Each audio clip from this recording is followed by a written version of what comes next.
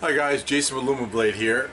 I'm here to talk to you today about a professional heat treating kiln, or heat treating oven if you will, and what my personal choice was. My personal choice was the Evenheat KF22.5. Okay, let's see if I can zoom in on this, and I'll just talk because you don't really need to see my face.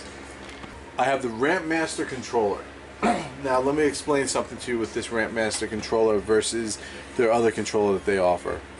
I did extensive research on this kiln. So you see that keypad right there? That differentiates that makes it the Rampmaster Controller versus the other one. And the big deal is this has more programmability, more banks, more things for you to program. It also has an alarm that lets you know once you reach your temperature and when you're done. The other one does not. It's an add-on feature. I work with, as I said, several different steels, and some of the steels, such as D2, have critical, temper cycles. I like to program everything in when I know I'm going to be working with a steel. For example, program number 1 is 1084 heat treat. That's my high carbon go-to steel that I use. So all I do is hit program 1, enter. When I put the steel in, there's no thinking about it. Program 2 is 80 CRV2, which I'm removing from there because I will never work with 80 CRV2 again.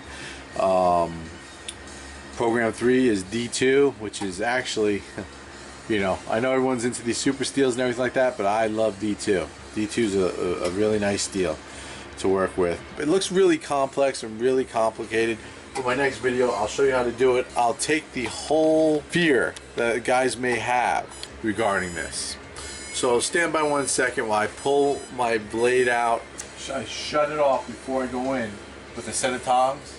I shut that off because you don't want to be touching these coils, okay? I'm gonna hold it. I'm just gonna hold it, and I'm gonna talk to you and let it cool. Because you see my other video, you just let the thing cool, and then I put it back in for the last cycle. I'm gonna shut the door to maintain my heat, so it reduces my time to ramp back up the temperature. Okay. Now there's a couple of things I want to talk to you about also regarding the company, Evenheat. They're a great company. They have superior customer service. They will help you with anything that you call its relation to their product. They even have sample heat treat recipes running there. They shipped my oven out, and I got it very quickly. Of course, not quickly enough, because once you hit the buy now button and you make that decision, you want it at your door the next day. But realistically, it's not. It has to come by truck. It doesn't come by UPS. It's light. They're just great. There was a little damage on the door. I'll try to show it to you, but see right here, the fire break, watch. See the dust coming off? There was a little bit of damage. So I made a call. I bought mine through USA Knifemaker. They're a superb company too. I called USA Knifemaker. USA Knifemaker in turn called Evenheat because I had to go through my person that I bought it from. Evenheat drop shipped a brand new door to me, which I have over there. I haven't had time to change out the door and everything. A brand new door. This door works, yeah, but hey, I spent $1,300 on an oven. I want everything to be perfect when I get it. If it breaks, I want it to be that I broke it, not that I paid for something broken. So I got to put this back in and redo the cycle, and I'll just show you briefly how to program something pretty easy. So I just put the blade, so pretend you're heat treating, you're going to program this now. I just put the blade in the oven like it's going to be heat treated, although it is a normalization cycle, the final one. You put the blade inside the kiln, you shut the door, okay? This is your power switch right here. Powering it on. Very easy, very simple, man. And women, everybody, very simple. It boots up like a little computer, okay? It's telling me right now that's 1277 degrees. I completed my last cycle. It's 1277 degrees inside the kiln right now. Okay? So what I'm going to do is I'm going to go press the develop key, enter. Then I press develop again. It tells me program. This is what program bank I want to put this. I'm running this in my program bank number 11, which is a spare bank that I'm using for this right now. This is, as I stated earlier, all my other ones have my different heat treat programs. So I could probably just hit enter, but I just hit 11. Segments. How many segments do you want? Do you want it to ramp up to 1400 degrees, hold it for 5 minutes, then ramp up to 1650 and hold it for 10? And then that would be 2 segments. This is just a 1 segment, so I got it at 1. RA1 is rate of climb. That's how fast you want to go from 0 to 60. How fast do you want to go to temperature? 9999 is Evenheat's pre-programmed amount of the fastest that I could go. Since I am normalizing steel, I want to move slowly up the temperature. Okay. Right now this is the 3rd cycle, so I could probably just go 999. So I have it at 8888. Just 1450 and enter. Hold. I want to hold it at 1450 degrees for a period of 10 minutes. So it's already at 10. Enter. Alarm 9999, which is a default code for your alarm. And that means that your alarm is going to go off once it reaches 1450 degrees. That's going to be your first alarm. Now it says complete. Stand by. I'll hit run. You get these flat lines. Hit enter. You get run there, you'll hear clicking. You hear the clicking? That means your oven's going. Okay? So now what's going to happen is it gives you, see it says 1238 degrees. It'll take a few minutes to get up to temperature. I'm not going to make you guys watch all that. That would be ridiculous. Once it gets to temperature, the alarm will sound again. When that alarm sounds, that means, hey, you reached your temperature. So if you're working on a blade on the grinder, or you're working on the surface grinder, or you're on the milling machine, or you're eating a sandwich, hey, you got to eat. I got to come in, and I come inside because I hear the alarm. It's a pretty audible alarm. I mean, you've heard it. And you hit this alarm button right here. It says alarm right on it, and that alarm, you push that and it shuts it off.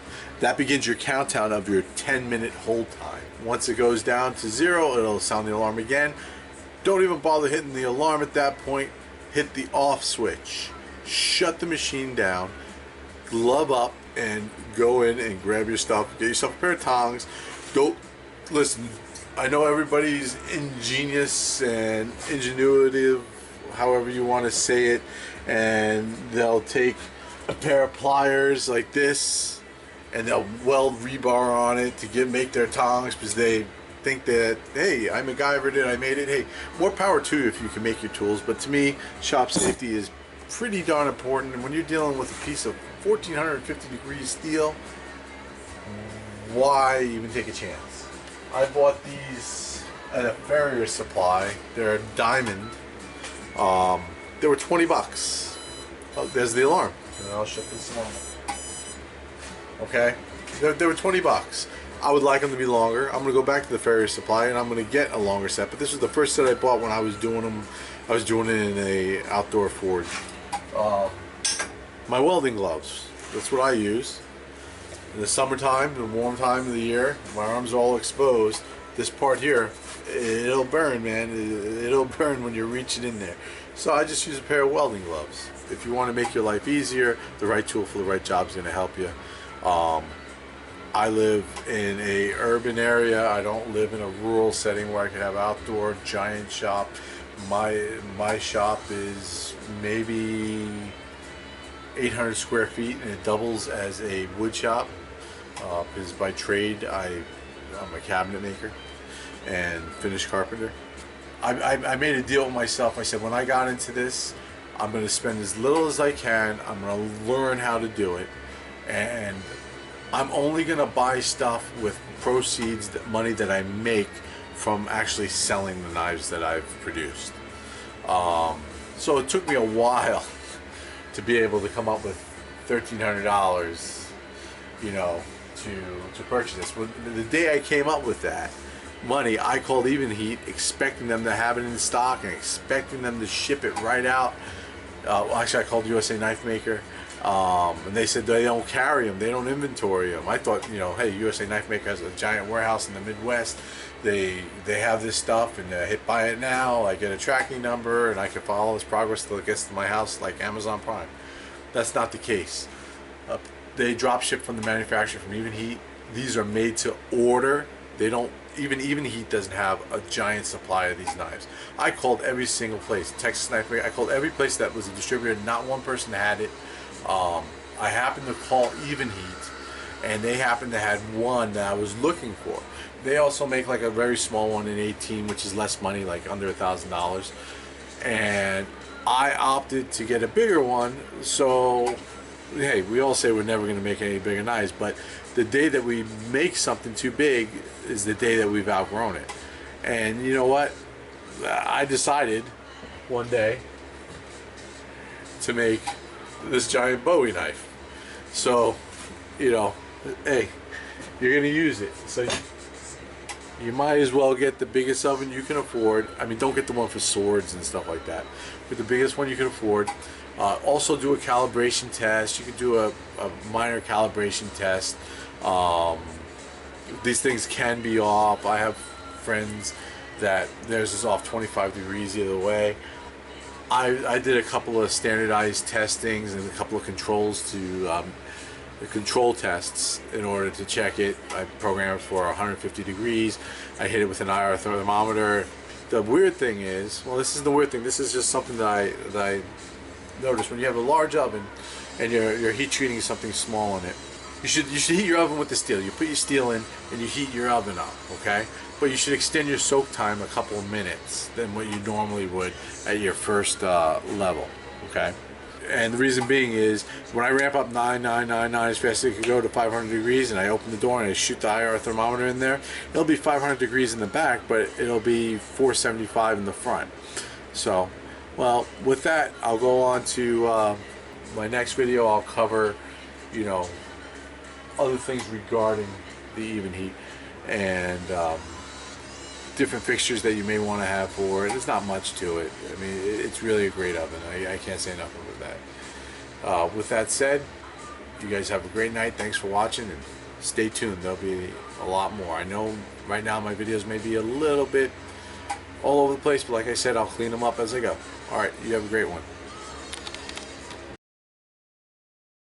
You know, to help you guys out, I gotta really stop looking at myself to make sure that I'm in frame. I gotta look at the lens right there. Yeah.